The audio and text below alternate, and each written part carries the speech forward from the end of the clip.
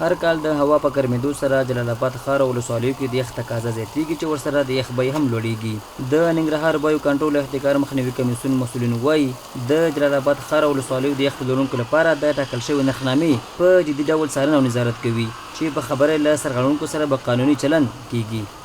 چې د سرطان اسد سمبوله د 3 میاشتو لپاره نرخنامه د 15 افغانۍ نرخنامه ورته یاد کمیسیون ټاکلې ده.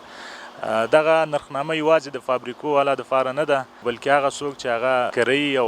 ورسره په څنګ کې کم تخونو والا دي عامه ځایونو کې چې یخ خرڅوي نو دغه درې قسمه خلکو دپاره نرخنامه ټاکل شوې ده. که هر څوک د دغې نرخنامې نه سرغړونه کوي نو هغوی سره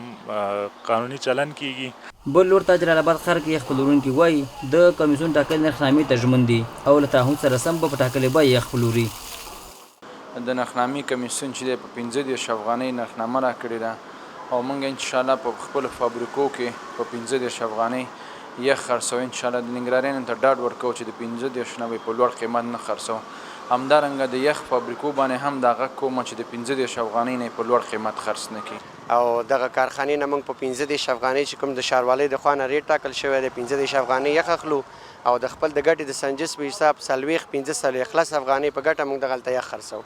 په ورته وخت کې د جلال آباد ښار یو شمېر اوسېدونکي بیا د بیو کنټرول او احتکار مخنیوي کمیسیون له مسؤلینو غواړي چې وخت په وخت له نرخنامو څخه څارنه وکړي او هیڅ چاته اجازه ورنکړي چې په خپل سري ډول د یخ بیې لوړې کړي.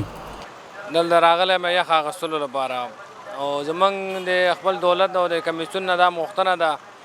چې هر وخت دا مثال نرخنامې ورکړي هر په امریکې ته هر ځای ته که نه نو